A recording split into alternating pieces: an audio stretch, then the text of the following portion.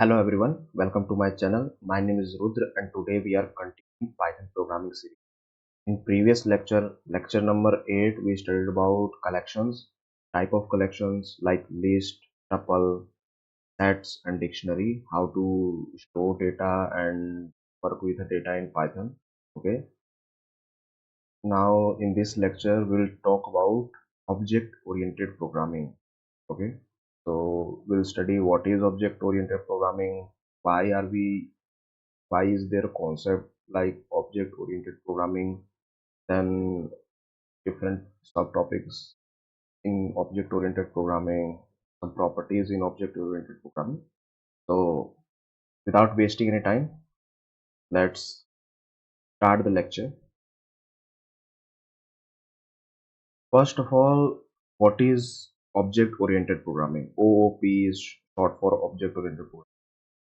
So object-oriented programming is a programming approach that organizes code around object, real-world like entities that combine data, attributes and properties and behavior functional together into a single unit. So object-oriented programming is not in such a way that it is not some concept that will help you some solve any problems, but it is a way of writing the code. Okay, in which way you are organizing the code. Okay, in that way so that it's easily readable for the coders and programmers. Like key idea here, instead of writing a program just a series of instructions like in earlier lectures, opp models a program as a collection of interacting objects similar to how things work in real world. So here, before we were writing code, when we were writing code, we were solving questions. So that question revolved around only one thing, okay? But when you are trying to solve a real life problem, real world problem you are trying to solve, then there are many things. You might have to write programs for to solve. If there is a big problem, if you divide that problem into sub problems, there might be 10-15 problems in that single main problem.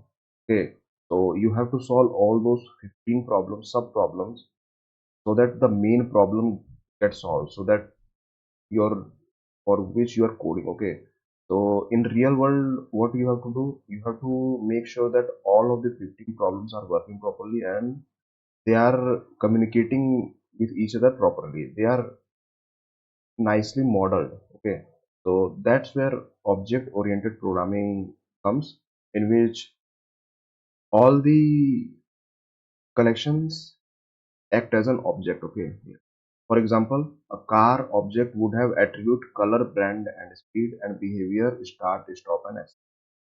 If you want to solve a problem about, there is a problem about the car, okay, the user, you have to make some program related to cars, then what are the approaches? You can either write the attributes as color, brand and speed.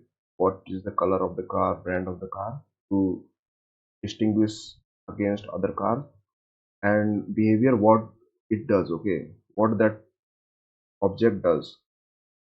So starts, stops and accelerates. Python is a multi-paradigm language. It supports object-oriented programming but doesn't force you to use it for every program. Okay, it's not necessary to use compulsory to use object-oriented programming, but it is advised because when you are working in a form, when you are working in industry formal environment, then you have to follow certain steps and method and ways in which you have to write the code, okay, so that it is professional. So that's when we use object oriented programming, and it is very important in most of the companies today. Object oriented programming is used. The four pillars of object oriented programming: inheritance, a class can reuse the properties and behavior of another class. Polymorphism, the same action can behave differently for different objects. Encapsulation, bundling data and methods together, restricting direct access. So abstraction, hiding complex internal details, showing only what's necessary.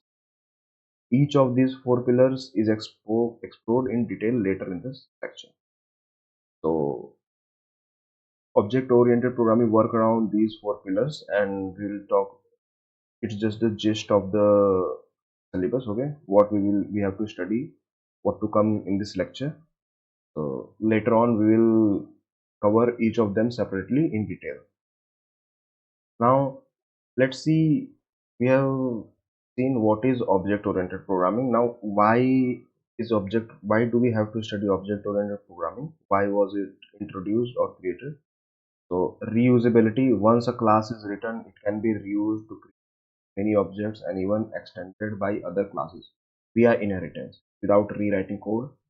Organization, related data and functions are grouped together logically, making large programs easier to manage.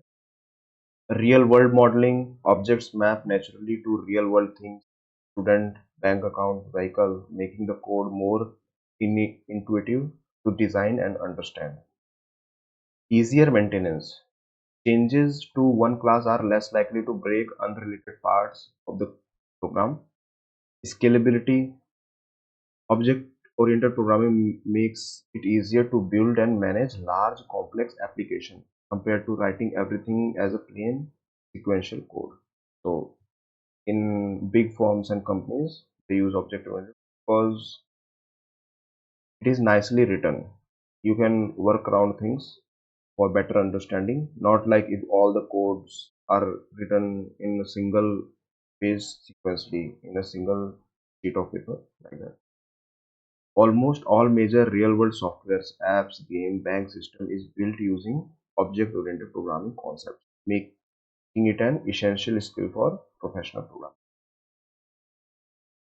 So basically, for professional programming, in which code all the coders can come to an agreement that we have to write this in this way so that it's better, it's more organized, it can be reused. Okay, so and it's related to real world, okay, that it merges with the real world programming, then that's why object oriented programming is. Now let's see what are classes in object oriented programming. Some basic steps about object oriented programming. Class is a blueprint or template used to create objects. It defines what attributes and methods the object created from it will have, but a class itself is not an actual object, just the design for one.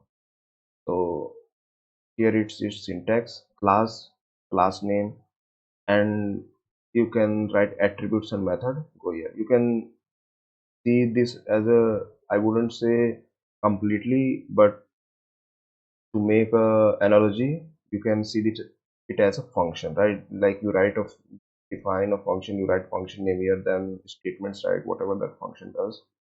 Similarly, it's a class name, and attributes and method that this class will perform. Okay.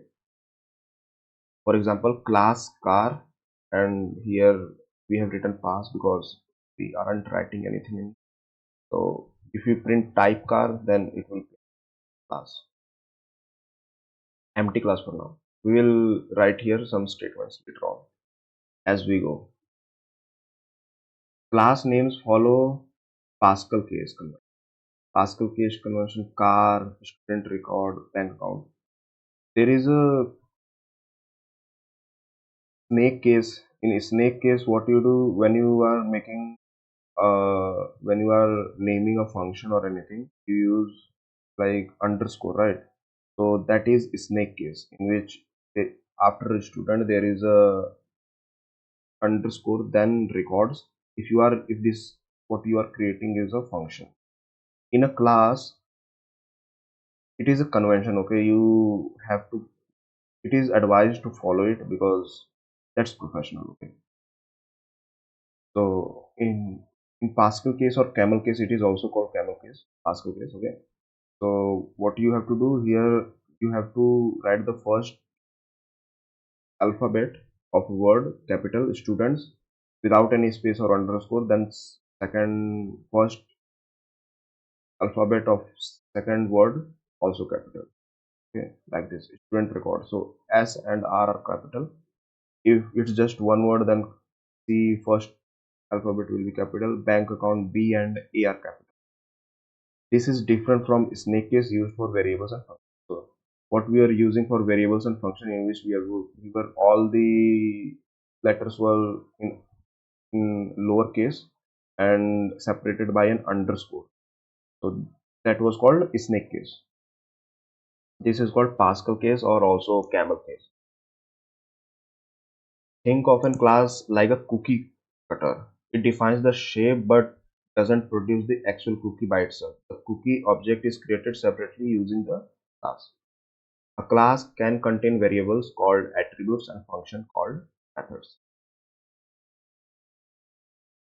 Objects. An object is a specific instance created from a class.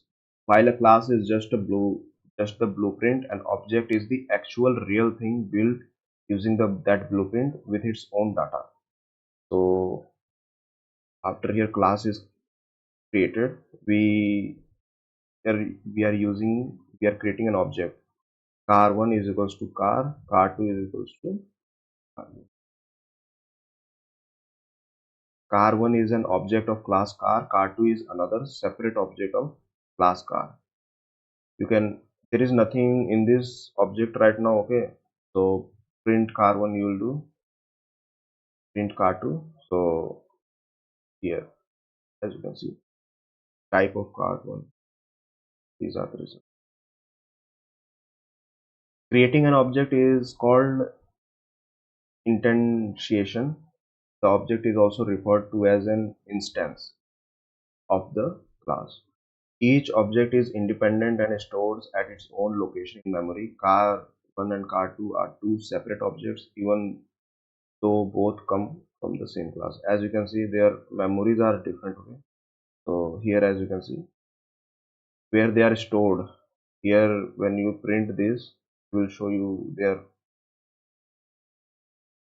here first it shows that what they, they come from which class or class. So they both come from car and they are objects and they are stored at this is their memory location. They are stored at this, which is different. You can see. Okay. Multiple objects can be created from the same class, each potentially holding different data. Okay. So now constructors. A constructor is a special method that runs automatically whenever a new object is created from a class. In Python, the constructor method is always named underscore double underscore here, then init double underscore and then round brackets, and it is typically used to initialize setup the object's starting data. So here class, we have named class name, then define init self parameter initialization code. Okay, so here what you can see here is this is the syntax. Here you can see an example. We have created a class, then we have defined this init constructor here. Okay, what does this constructor take? It's self, brand and color. So self dot brand is equals to brand, self dot color is equals to color. Print a new car object was created. So car1 is equals to, we are calling it, we are giving Toyota and red, so it will go there and it will go there, just like how it works in function. So what it will print, a new car object was created, output will give us that.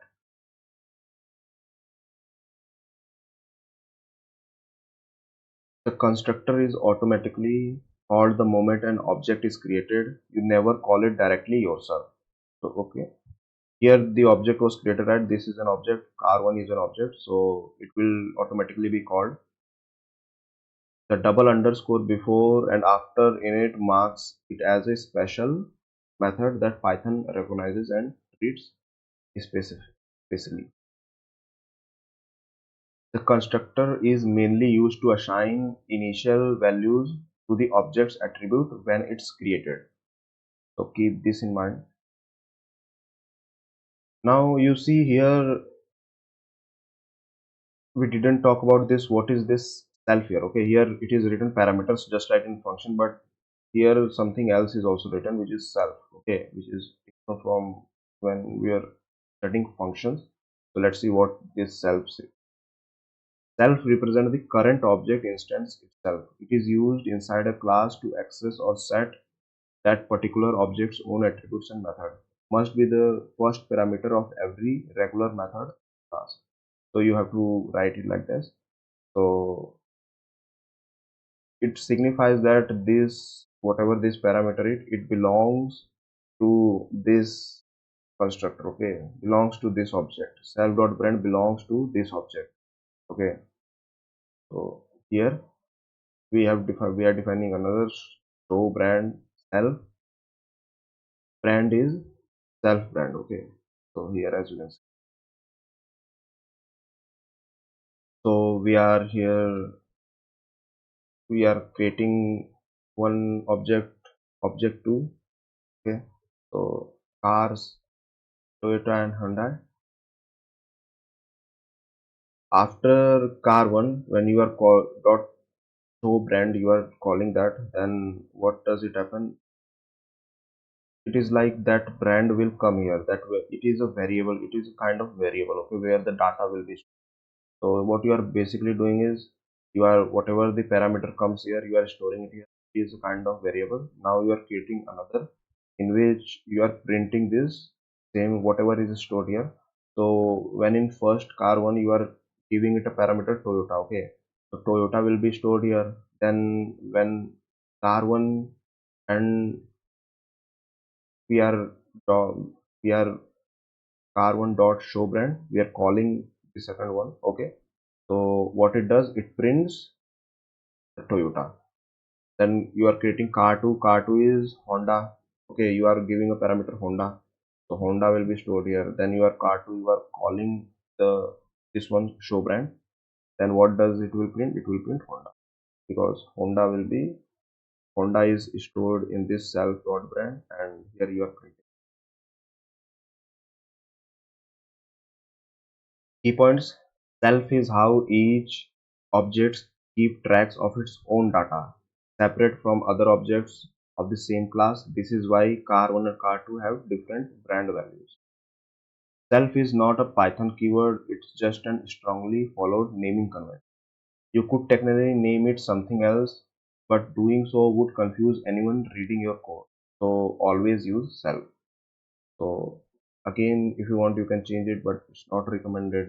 Okay, it is a convention so that everyone understand the code. You never pass a value for self manually when calling a method. Python automatically passes the object itself behind the scenes. Okay. Now we read a little bit about instances. So let's talk about instance variable.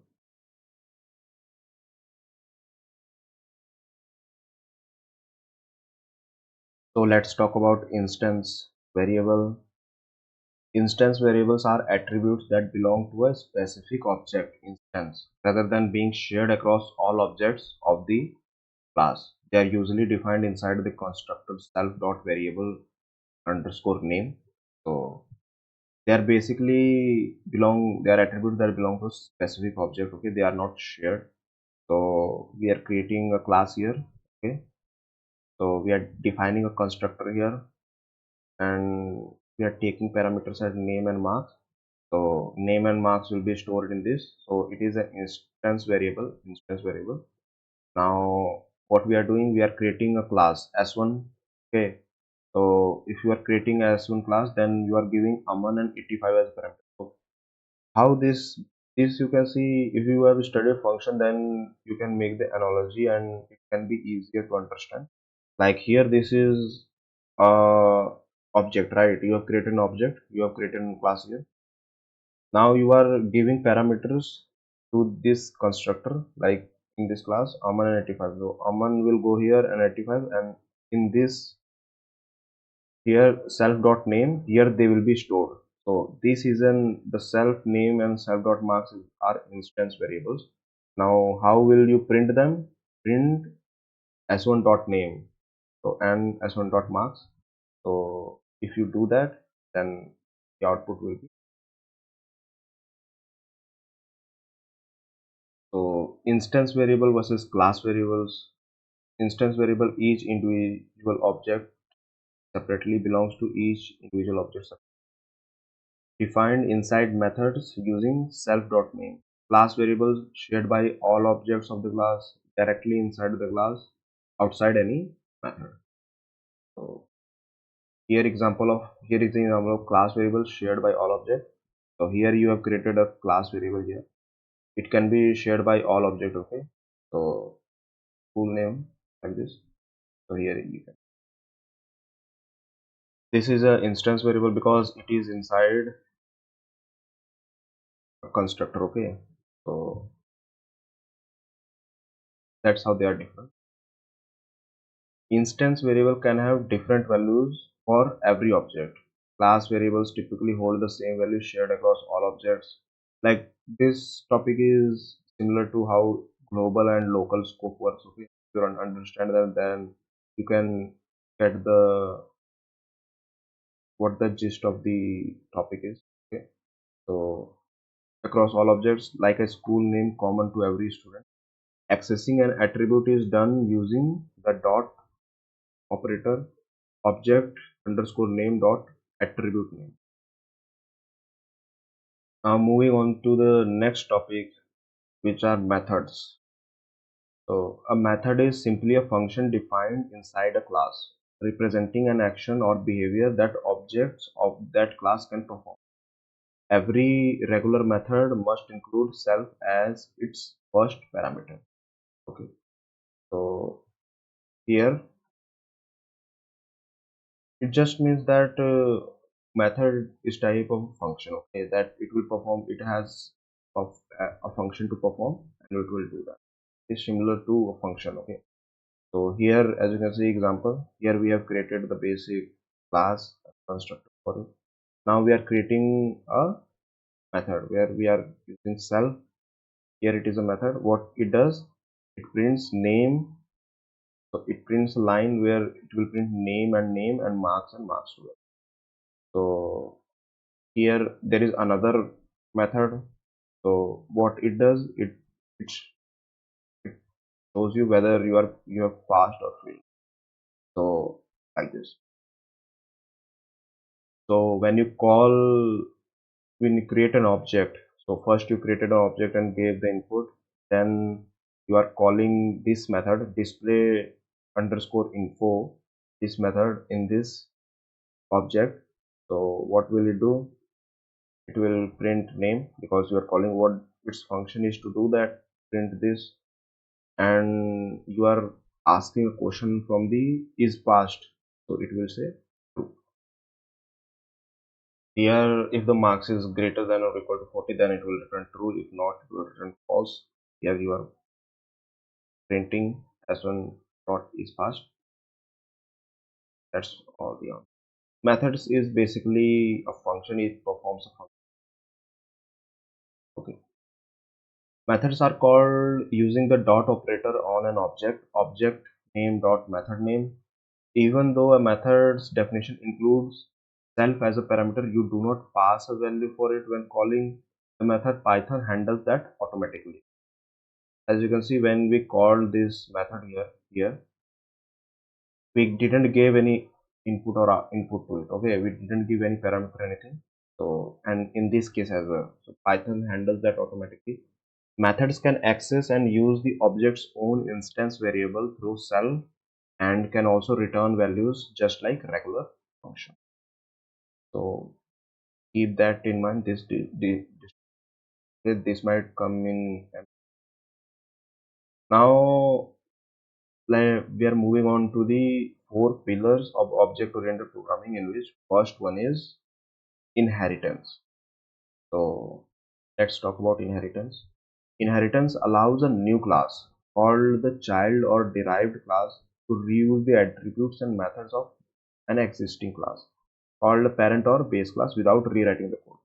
So you can imagine it like this, like you have already created a class. Okay, you have already created a class, you have defined methods and you have defined objects in it like that, and methods are basically function, right? So those methods perform some function.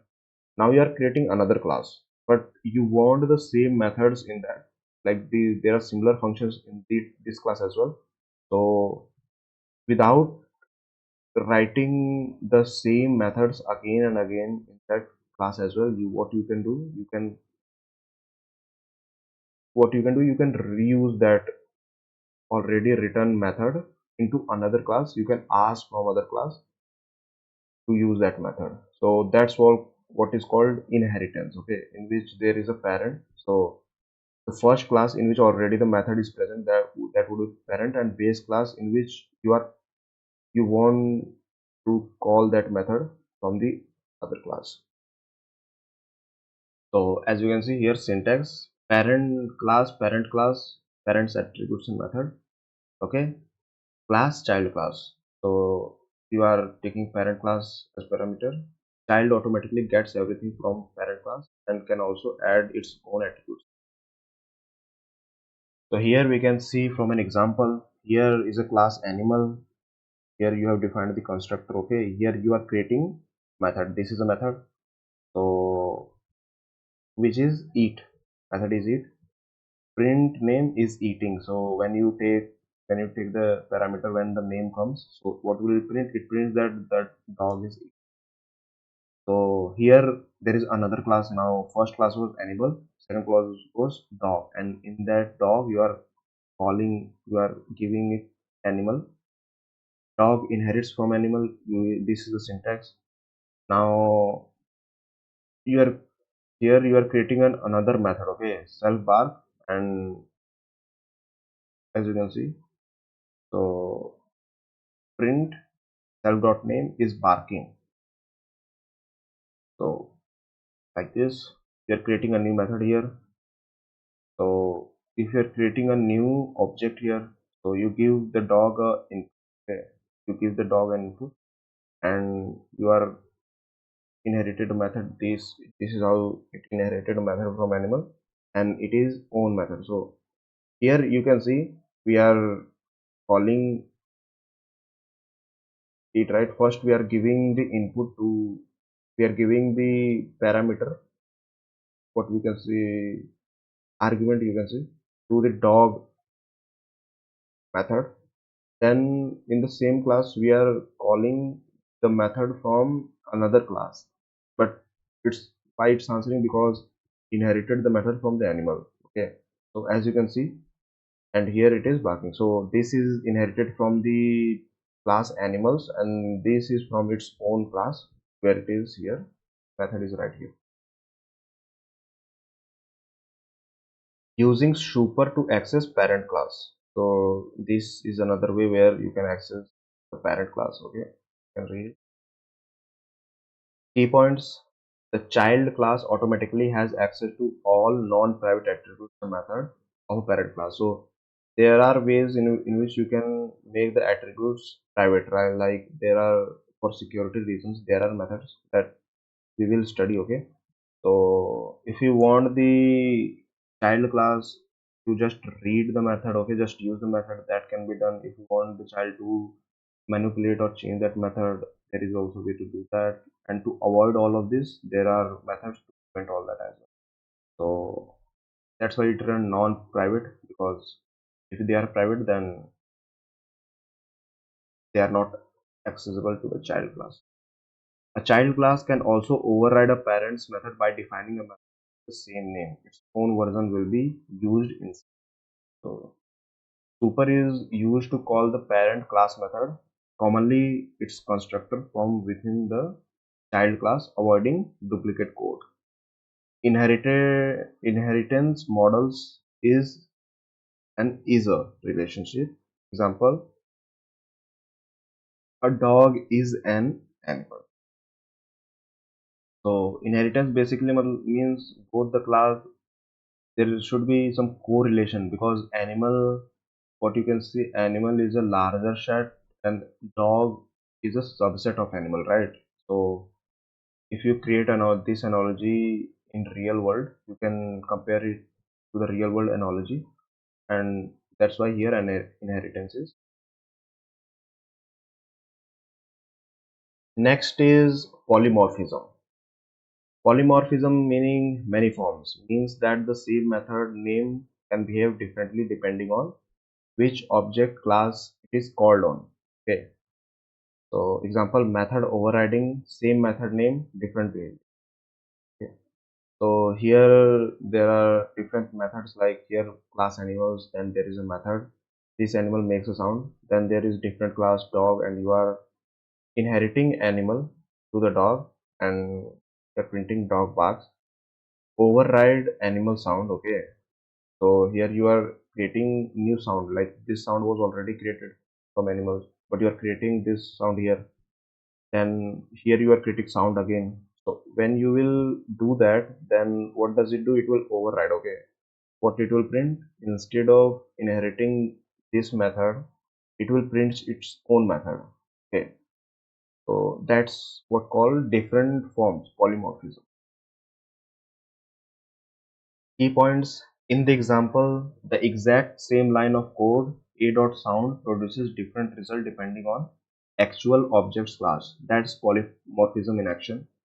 This makes code more flexible and generic. You can write one loop or function that works correctly across many different but related object types. Python also supports polymorphism through its dynamic typing. The same function can often work with different data types without any special setup. Example, length built-in function works on string, list, and dictionaries alike. Okay. So polymorphism means a method that can be used in different places and works differently in different places, but it works. Okay. So it can be reused. Okay. So that's what polymorphism basically means, that you are creating a method and you are using it in three different cases, four different cases, and it's behaving differently all of there, but it's doing a function. Okay. It is doing what it's supposed to do. So that's polymorphism. Encapsulation. Encapsulation means bundling data, attributes, and methods that operate on that data together inside a class, while restricting direct access to some of the data from outside the class, protecting it from accidental or unwanted change. So basically, encryption, uh, encapsulation, same thing. So access modifiers in Python convention based. So if you want that accessible from anywhere, default it is. So we are naming it right, self dot name. So it is default, can be accessed from anywhere. Protected, self dot underscore name should only be accessed within the class or its subclasses. Convention only. It is private, double underscore if you use here, should not be accessed directly from outside the class. Name is mangled to enforce. Okay. So it is private. So for security reasons, these both are used.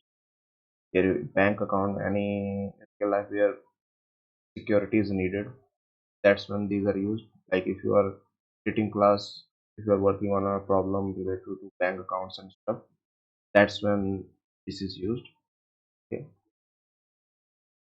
Key points: private attributes using double underscore cannot be accessed directly from outside the class. Instead, control access is provided through methods only called getters and setters, like get underscore balance above. Okay. Encapsulation protects important data from being changed carelessly or incorrectly from outside the class. Python's privacy is based on convention and name mangling, not strict enforcement like some other languages. It's still technically possible to access private attributes and extra effort, but doing so goes against proper practice. Abstraction. Abstraction means hiding complex internal implementation details from the user and only exposing the essential relevant feature needed to use an object, and the user only needs to know what something does, not how it does it internally. So what does abstraction mainly means? When you are user, when you are using some, you're using an app or anything, you don't necessarily want to know how, when you are clicking the button, what is the backend functioning, what everything is. what you are what you want is when you click a button, it does what it's supposed to do. Is there any pop-up message, or is there new window opens, new web opens? Okay, so scene changes like that. So user wants the function, how something, user user only wants to know what something does, not how it does it internally. So user just want to know, if you click that button, then what will happen, not how it will happen. Okay, so that's abstract. Real world analogy: when you drive a car, you use the steering wheel, accelerator. You don't need to know how the engine, fuel injection, or transmission works internally. The complexity is hidden, only the essential controls are exposed. So you use wheels, accelerator, and brakes to drive the car, but you don't actually have to know how they work internally. How, when you are pressing this button, how you are pressing the brake, then the brakes are being applied. So they are hidden, and you don't actually need to know them to drive the car. Achieving abstraction using abstract classes. Python provides a ABC module, abstract base class, to formally define abstraction, a class with abstract methods that must be implemented by any child class. So here, as you can see example, here abstract method ABC. So here from ABC import ABC. So here is a module and you are importing this class from it, abstract method, and you are using this here to make that no implementation here, just a required template. So like this. What are some key points? An abstract class cannot be instantiated directly. It only exists to be inherited from defining a required structure template for its child classes.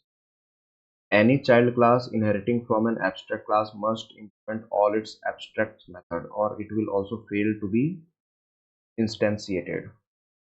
Abstraction and encapsulation are related but different. Encapsulation hides data, protecting it, while abstraction hides implementation complexity, simplifying it. Okay. So this is how it is. So object-oriented programming, all the concept of object-oriented programming theory part is done. Okay. So now it is a very different from all the coding we have done till now. Okay, it is a new concept. So for new, and it might be too much for you right now, but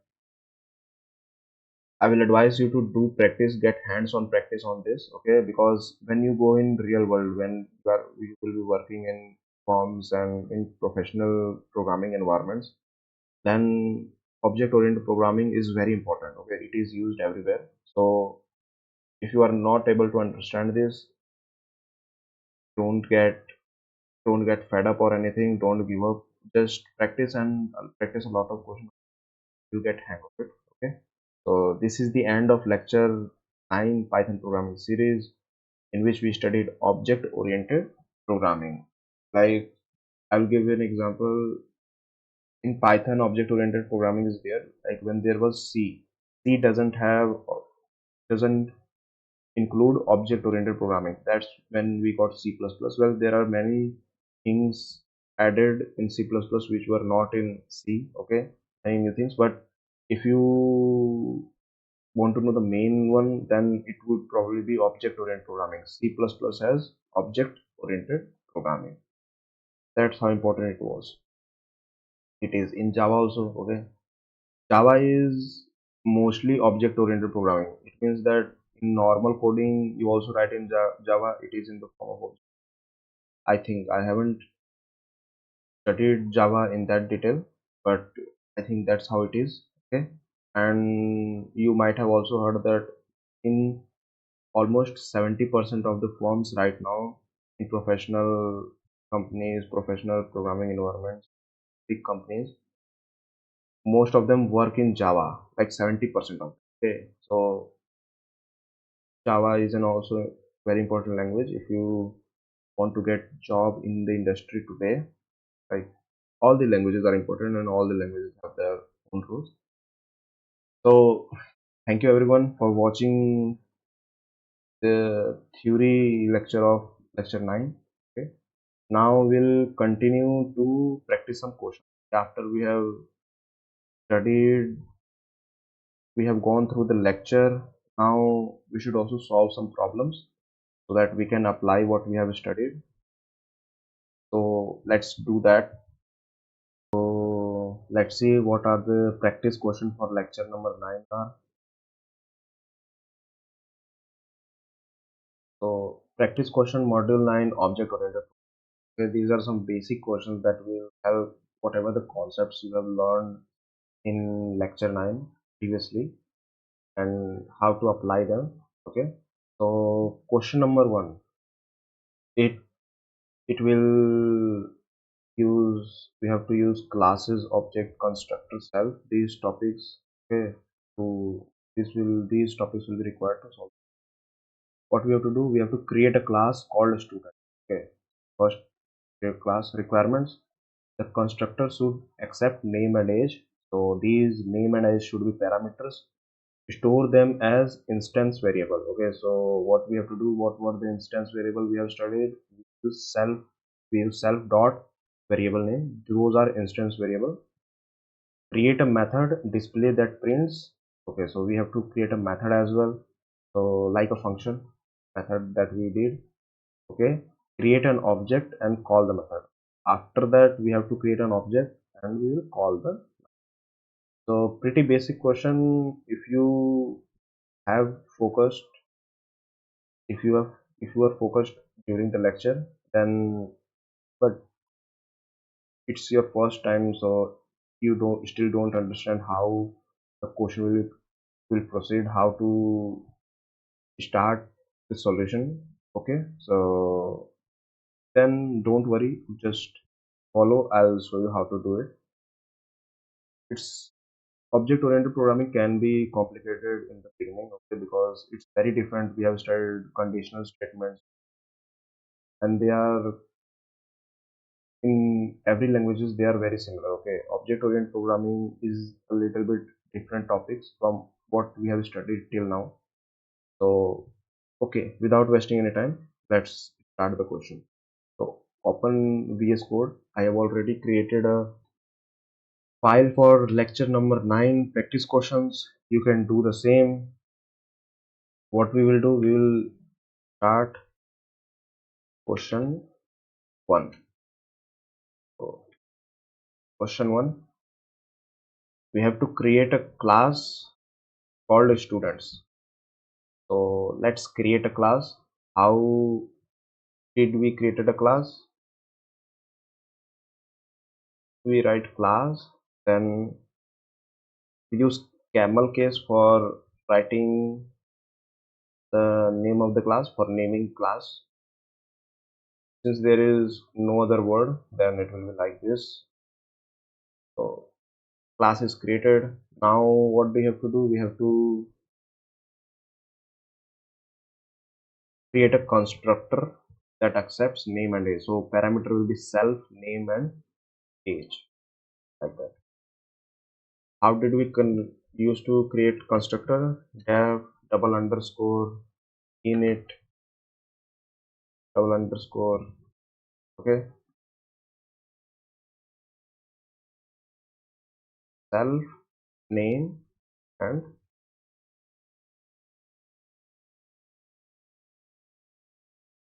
column. Then we'll create, these are instance variable. Okay, we'll create instance variable.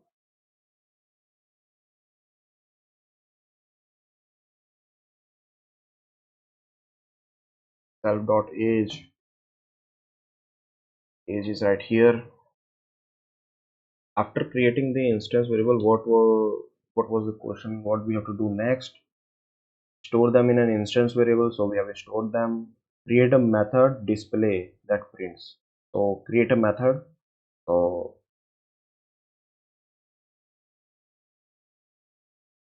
how did we use to create a method? Display is the method and use self here. This is how you create a method. print, what do we have to print? Name Rahul, like this we have to print this. Okay, so name colon Rahul, name. Now we'll call the instance variable here, self dot name. Okay, from here, so it will be printed here, name will be printed, and we have to print age as well. Age,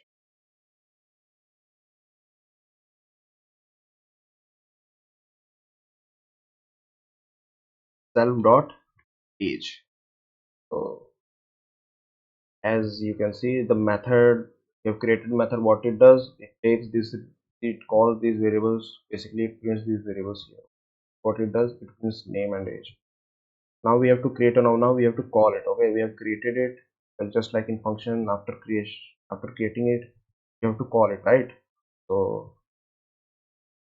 as one, first we have to give, first we have to give the input here. So s1 is an object where we are giving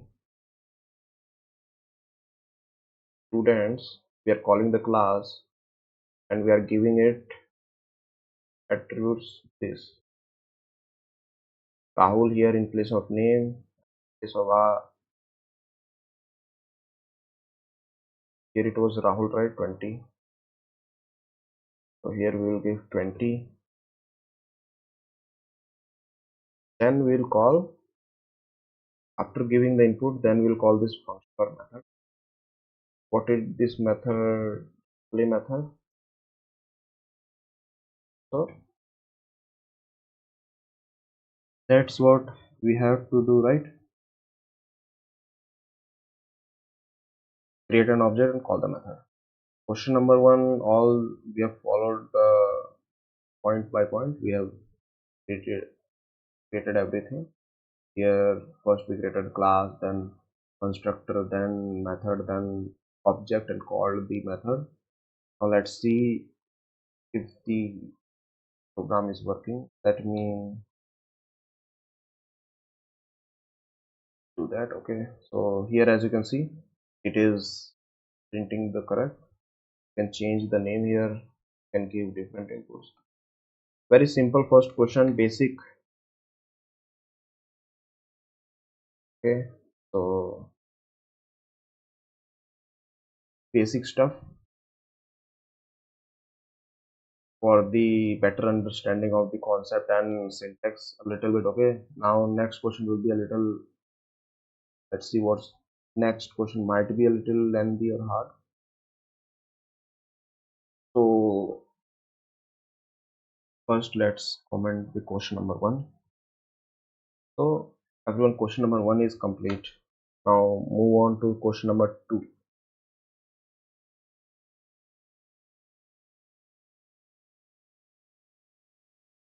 Question number two, what does it say?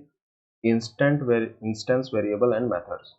Create a class called bank account. Okay, so we can create a class. Requirement, constructor should take accounts holder and balance. Okay, create methods, we have to create three methods. Long question. Deposit amount, withdraw amount, only sufficient balance, show balance. Okay, create an object and perform deposit, withdraw. So what we have to do, we have to create a class, create these methods. Okay, these methods, like these three functions in which we can, one function would help us deposit, one function will withdraw, one function will show the balance. That's how, if you have any online payment app like phone pay, paytm, or anything. Okay, so these are functions in it, right? So you have to basically create that, and then we will perform some function on it using object. We'll call the methods and we'll perform these tasks. So without wasting any time, let's see.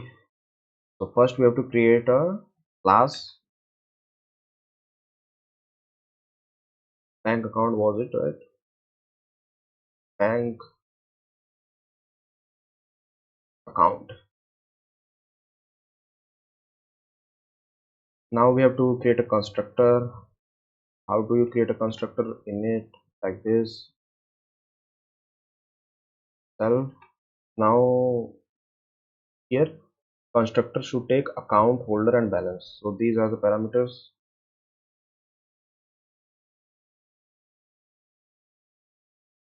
Account, holder, balance. Okay.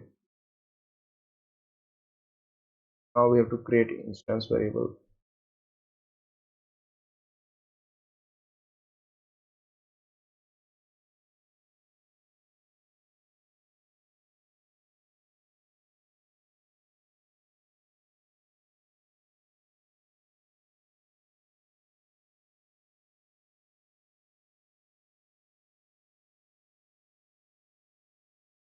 Now instance variables or balance.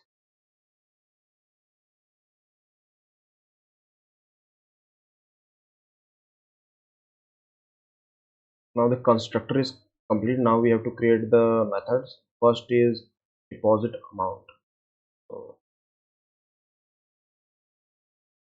defining deposit self amount. Parameter here is amount. Self dot balance. Now we have to deposit, right? So whatever amount you will add here, what this function does, whatever you give the amount to, it will balance. Here you are creating to account holder, so the person who has the account, okay, and balance, how much balance is that in account.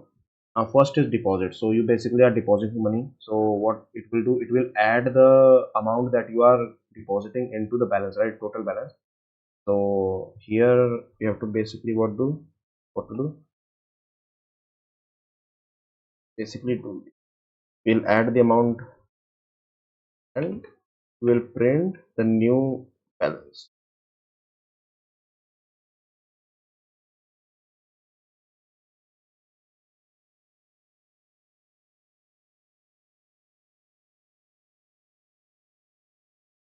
Now we'll show a message deposited,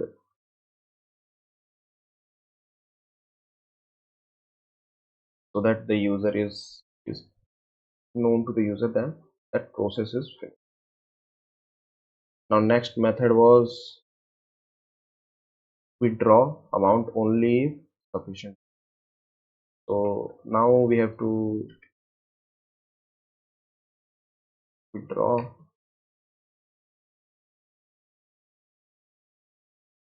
So again it will take the parameter as amount. How much amount do you want to withdraw? If amount, now we have to use the condition where amount should be less than balance, right? Then only you can withdraw that money. So self dot balance. So we have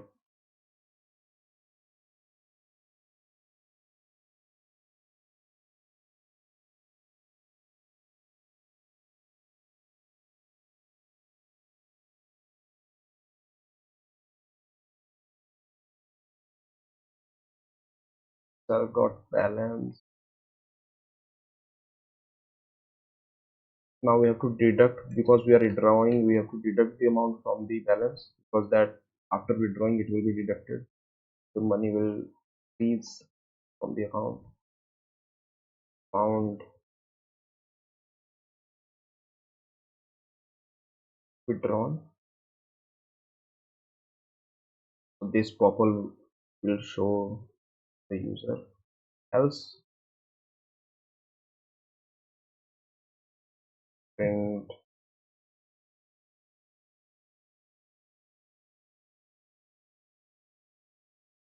insufficient. So method to withdraw is completed.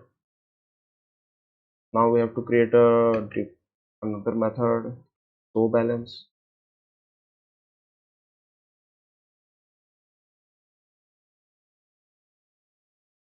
Now for showing balance you don't need any input, you just show the balance. Okay, so that's why no parameter here. It is simple, you just have to print balance, you just have to print this instance above we created balance. So self dot balance.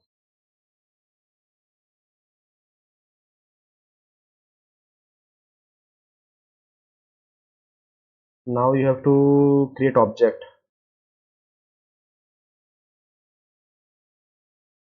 So creating an object called account, bank account. Now you are giving it input. The bank holder name is Rahul, or you can Rudra, and you are entering rupees, let's say 2000. So now the object is created. Now you are calling the methods deposit. What will do we have to deposit? Deposit 500, right? So deposit 500.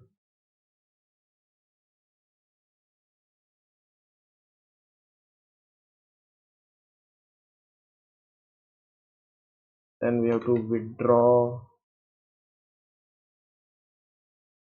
300 as per the question.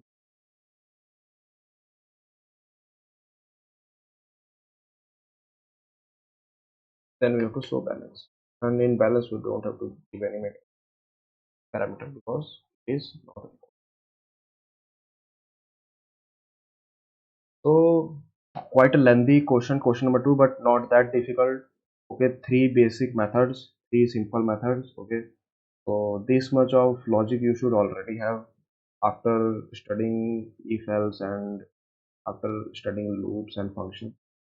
So just the syntax is new, that can be a little bit difficult, or as you can see, harder to understand. Okay, get a hang of it in starting, but as you will solve many questions and get used to writing this type of syntaxes, then you will get used to it. It's nothing that much complicated. Just you have to create a class, then you have to create a constructor for that class, and you will create instance variables. Okay, then you create methods which are basically functions, color functions. Okay, then you basically call that functions, which is you create an object, you call that function using that object, and it performs, the class performs its function. So not that much complicated if you have hands-on practice on this, if you get used to it. So as you can see, deposited 500, 300 withdrawn, balance is 200, 2200. As you can see, before balance was 2000, so if you deposit 500 it will become 2500. If you withdraw 300, then it will become 2200. So I think I should do this. What should I do here? Output.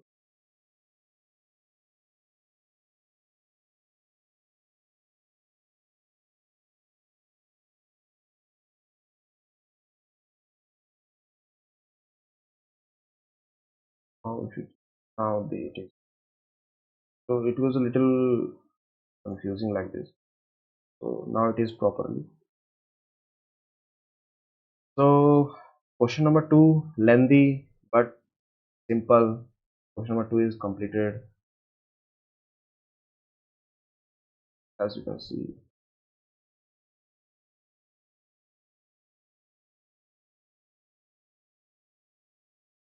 Let's comment this out.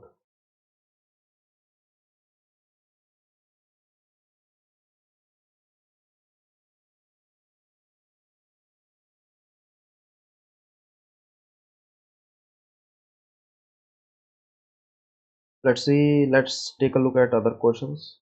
Okay, so similar, same thing. Okay, it will work on inheritance. So we have studied inheritance. So create an animal, we have already seen examples of this. Okay, so first method speak, you will create a method, then class, another you will create dog and then bark. Okay, and you will do what you will basically do, you will use objects and you will inherit the speak from the animals into the dog, and then you will the board and it will be printed. You can see the examples. Okay, there are three more questions on all of this.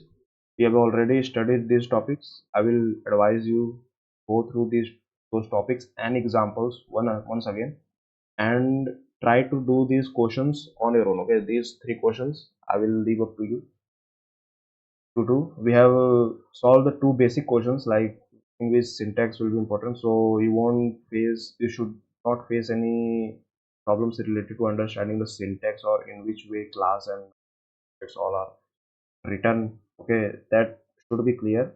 Now we are going into main topics like inheritance and polymorphism, method overriding, okay, and encapsulation, in which we use double underscore and single underscore, like that, these things. So try to do these questions on your own first. At least give, if you are facing any problem, at least give 20 to 30 minutes on each question. These all questions are very important. Okay, it will clarify all the doubts and about the topic. So do that. If you are facing any problem, then the answers are in the PDF. As you can see, I'm showing you answers are already present in the PDF. If you are facing any problems, first try it yourself, after you can look at the answers. And if you are still facing any problems, then you can definitely go on the internet or the AI, chat GPT, or Gemini, anyone which you prefer according to you, and they will easily clarify your doubts. And if you want to practice, get more hands-on practice on this topic, then you can ask those same AIs for 10 questions related to object-oriented programming, question related to inheritance, encapsulation, like that. You should already know all of this. Okay, so thank you for watching the lecture and watching till the end. This is lecture number 9, which is object oriented programming. I'll meet you in the next lecture, lecture number 10, which will be file handling, and it will be either the last or the second last lecture, the next lecture. Okay, file handling will be either the last or second last, we'll see. So thank you for watching, everyone. Thank you. Have a good day.